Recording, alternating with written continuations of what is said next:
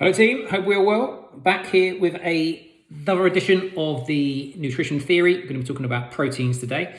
Before we go there, let's just quickly recap on what we've discussed so far. So session number one, we were looking at calories. We now understand that there's calories that are coming in through the consumption of food and drink. There's calories that are expended, firstly from just staying alive, sustaining life, and secondly from the additional exercise that we do. So that's the burpees, the running, the cycling, all the extra activity we do burns more calories. We set some homework to have a look at how many calories we are consuming. I don't condone constantly tracking calories. I don't think it's good for lifestyle and for ultimately your mental state of mind. I don't believe you should be having a completely restricted diet. I just think it's useful to do. If you haven't ever done it before, then it's very useful to start to have a bit of an understanding of where are the calories, what is it that you normally consume, what has a lot of calories in, what doesn't, those sorts of things. And it's really useful to do every now and again, maybe twice a year, or if you do have a sudden weight loss goal or your lifestyle's changed and you're not eating the same foods as you used to, it's interesting every now and again just to get back in there and start tracking for a week just so you can see where the baseline is. Week number two, last week we spoke about carbohydrates. We had the little demo of the batteries. We understand now that all carbohydrates are eventually broken down into single glucose molecules. I haven't got my battery today, but I've got a pen. So everything ends up like this eventually. And the different sorts of carbohydrates come in different lengths of chains. We set the homework to start paying attention on the food packets to have a look at how much carbohydrates are in something, and of those carbohydrates, how much was sugar. And the goal really for optimal health is to try to consume less refined sugars, less of the simple single ones, and more of the longer chains which take time to be broken down and come with more nutrients such as fiber. You don't get much goodness from the single sugars, just get instant energy. So where possible, we're looking to consume more complex carbohydrates. So that's where we're at so far. We're going to be talking about proteins today, and then we'll have some more homework if you choose to accept it. Okay then, we're discussing proteins today. Second macronutrient group under the spotlight. First one, we had carbohydrates last week. Next week, we'll be talking about fats. But today, let's get stuck into protein.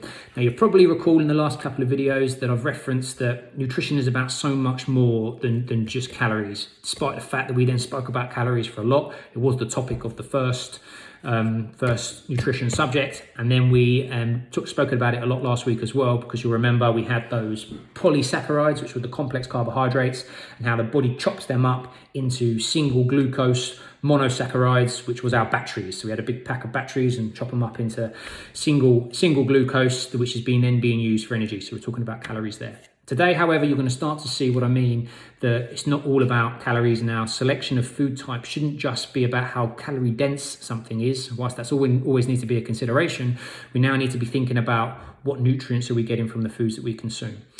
So protein, first of all, mini history lesson. The word protein comes from the Greeks, and it meant of prime importance, or the first one. So right back in history, when the Greeks first discovered that not all food is the same, that have different effects on our body, protein was identified as the one that they wanted to get into the body first of all, and because it is responsible for sustaining life. You won't need to do a lot of research to see that protein is absolutely essential, and we'll be talking a little bit in a minute about how some parts of it are incredibly essential. But protein is essential for the body because it is how we build and repair our cells. So it's the building blocks. If you consider it like bricks, it's the bricks of the body. So we use that to build our bones, our teeth, our nails, our skin, the blood, our immune system, the cells in the body, the muscles, of course, the cartilages. Everything is being built from these tiny little bricks, which are called amino acids. So amino acid is the makeup of a protein, and similar to how we had last week where we had the batteries being put together, the smallest molecule was the glucose, the monosaccharide. Here, proteins come in different lengths, but eventually they're broken down into single amino acids. So for today's example, I have raided my little toolbox of mini screwdrivers. So these are going to be the example of amino acids. So they come in the same idea. They are, when they're put together, you have them called a peptide or a polypeptide if there's a lot of them. And then again, just like last week, they're being chopped up into individual individual molecules, individual amino acids. Now, the reason I picked these rather than batteries is because whilst they all look the same, like amino acids, they have the same structure. They all start with a carbon atom that's joined by a hydrogen, a nitrogen, an oxygen, and an R group. It's the R group which differentiates them from each other. So I've got screwdrivers, I don't know how well you can see, but the ends of the screwdrivers are slightly different. So whilst the structure of a screwdriver is the same, the ends are different. So we have a different head of a screwdriver for a different job, just like amino acids in the body. We've got 20 different types of amino acids, and they all do different things inside the body.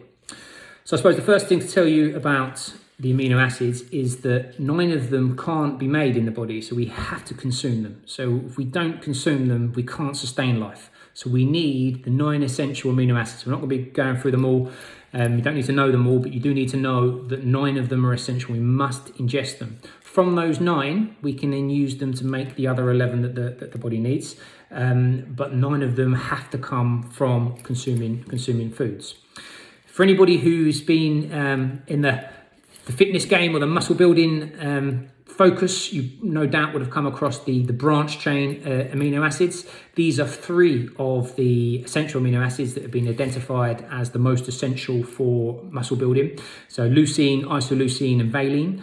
They're the 3 that have been identified as responsible for repairing that tissue. And then more recently, there's more studies that say it's actually just leucine that is the real powerhouse in terms of repairing and building muscle. So if that is one of your goals, you want to be making sure you are consuming foods with with that amino acid in leucine, or supplementing with that as well.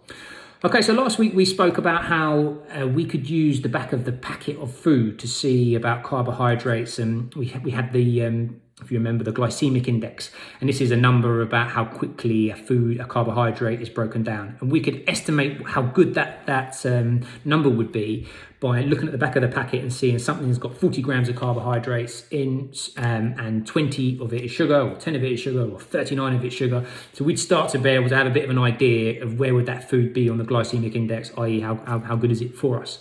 For proteins, we don't have that, so you can't have a look on the back of the packet. The way that a protein is valued is by something called a biological value, about how high quality a protein is. Unfortunately, you can't tell that from the back of a packet, so you can't pick something up and say, right, this product here has got 20 grams of protein, this product here has got 20 grams of protein. You can't see the makeup of the amino acids that are in there. You don't know how many of them are essential included in there. You don't know if you have an incomplete protein, which is missing some of the essential amino acids. So you don't get to know that from looking at the back of the packet, which does present a problem. And this is why this video could be one of the more useful videos that we do, depending on how much you know about protein already, is that you will need to do some research yourself to identify what foods, what proteins are of higher quality, have a better biological value, and contain more of the essential amino acids that, as again, we need to consume for the body.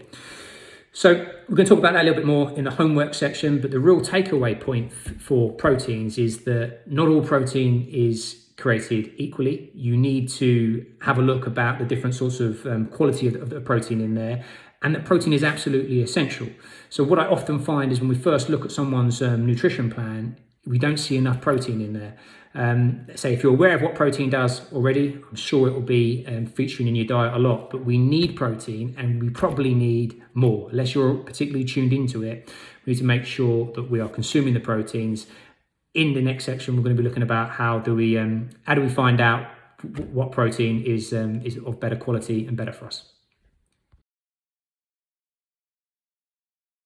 Right then guys, homework time. Your mission this week, if you choose to accept it, is to start to understand more about these essential amino acids. Head to Google, type in essential amino acids and have a look. You don't need to learn them all, but it is interesting to see what the individual amino acids are responsible for, what your body needs them for. After all, these are essential, they're not being created inside the body, so you need to be consuming them. What does the body do with each of the amino acids, and where can you get them from? What are the food types which have high density of these essential amino acids? The whole point of these videos is not for me to be here or any of the team telling you what you should and shouldn't be eating. It's about giving you a bit of nutritional education so you can make informed decisions. So now that you know we need to be consuming essential amino acids, body needs them, where are you going to get them from? So have a look, see what food types they're in. Hopefully there'll be some things in there that you don't consume so that you can add them to the shopping list and you can start experimenting in some of these foods. And really the goal should be to try and get some protein in every single meal.